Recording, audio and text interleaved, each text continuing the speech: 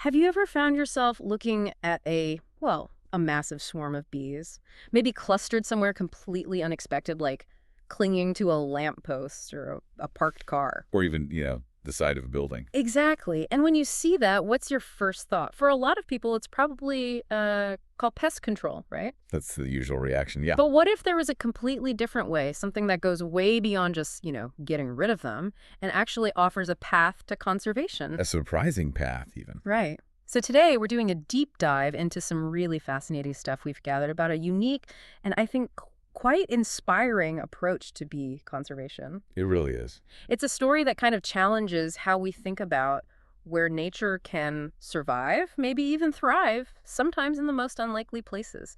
Our focus today is on this remarkable woman, Molly Earl, and her company Bees Off down in Cornwall in the UK. Mm-hmm. Her mission, well, it sounds simple, but it's incredibly impactful. Yeah. She rescues bee swarms that are basically doomed, destined for extermination, Literally saves them. and transforms them into thriving, healthy hives.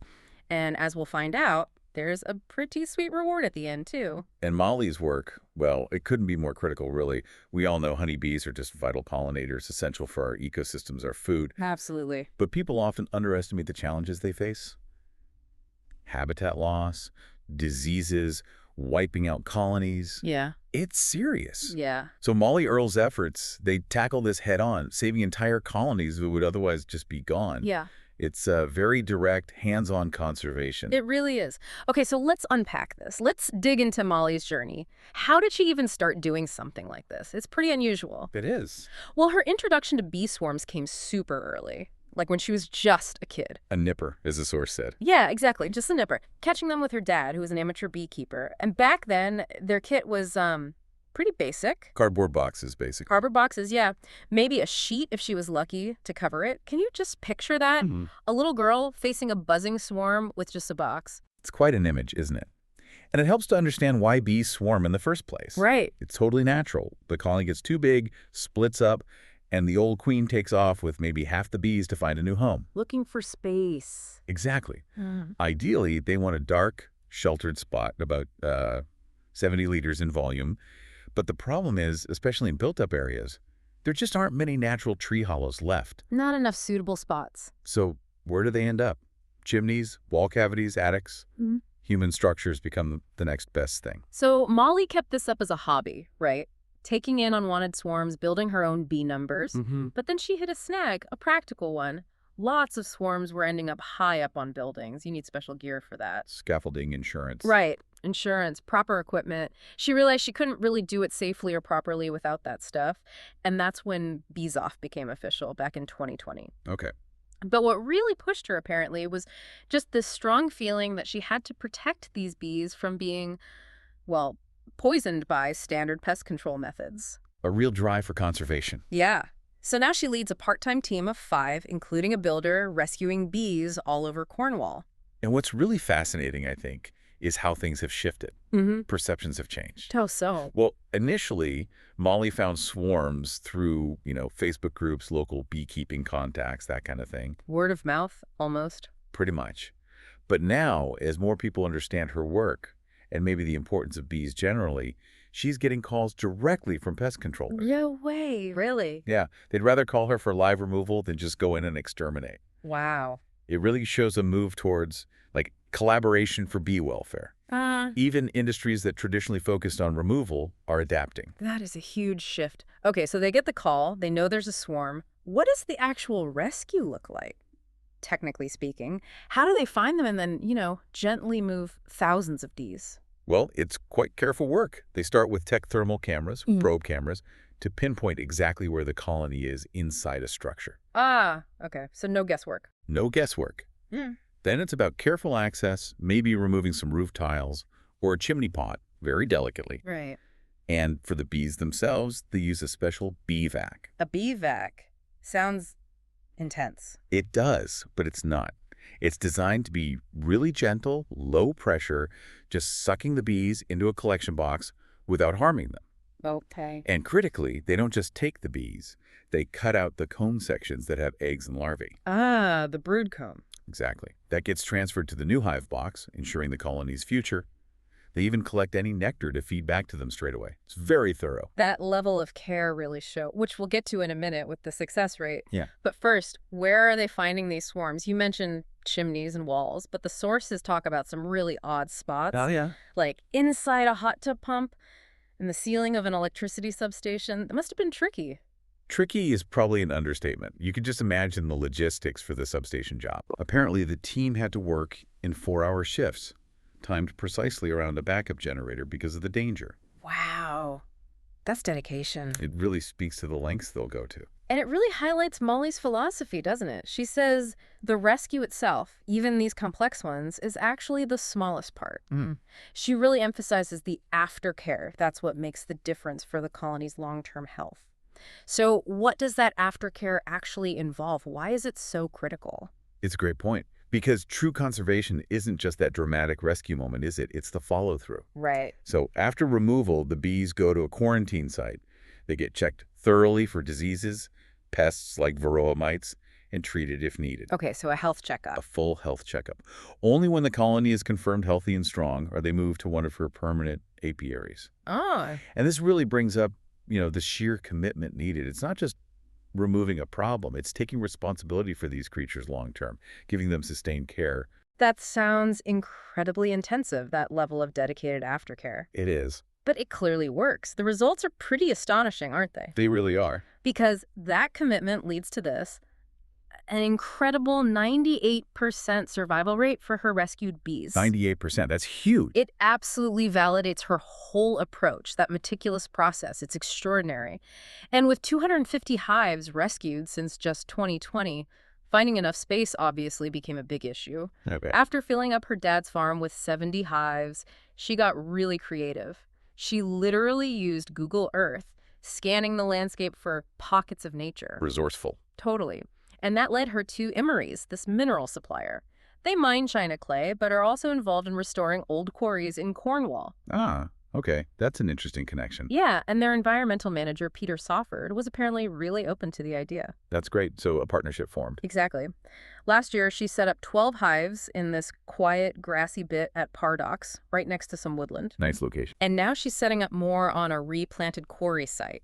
It's genuinely sustainable land use. And that's significant, like Sauford pointed out.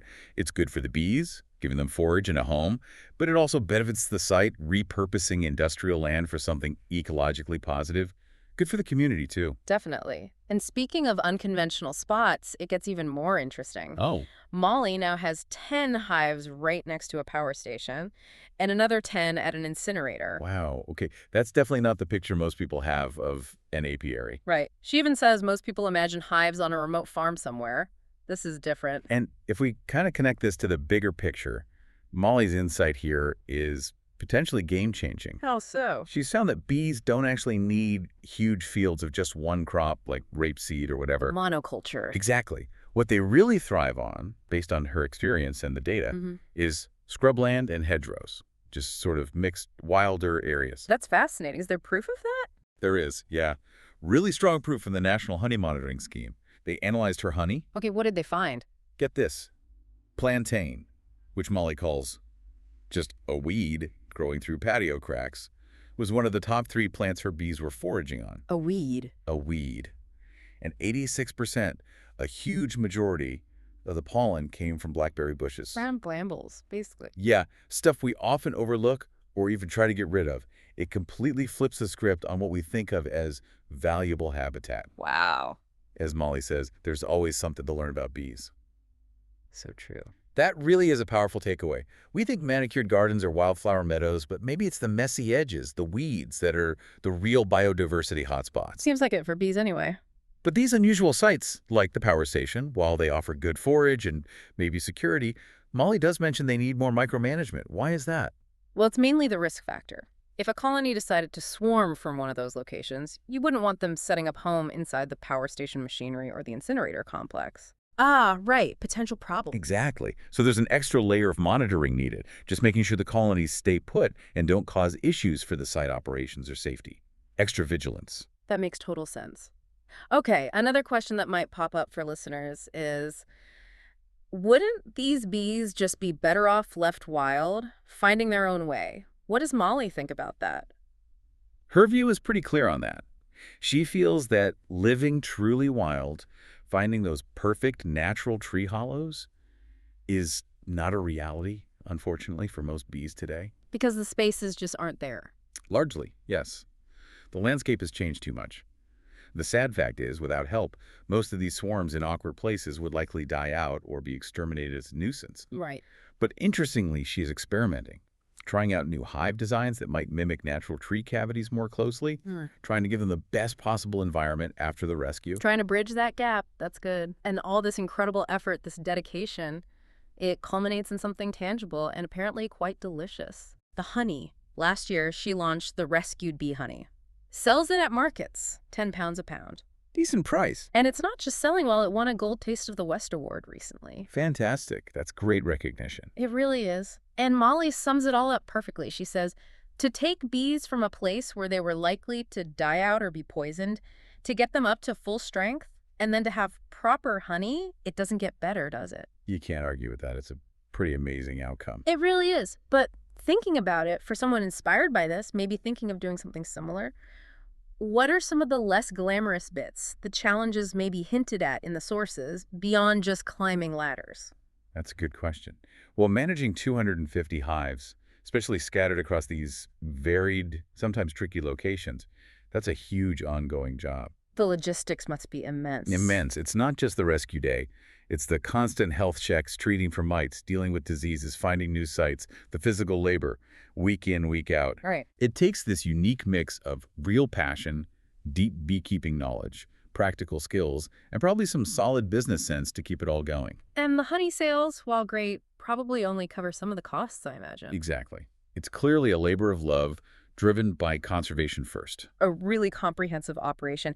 And just a reminder for everyone listening, if you do spot a honeybee swarm, the best thing to do is contact the British Beekeepers Association.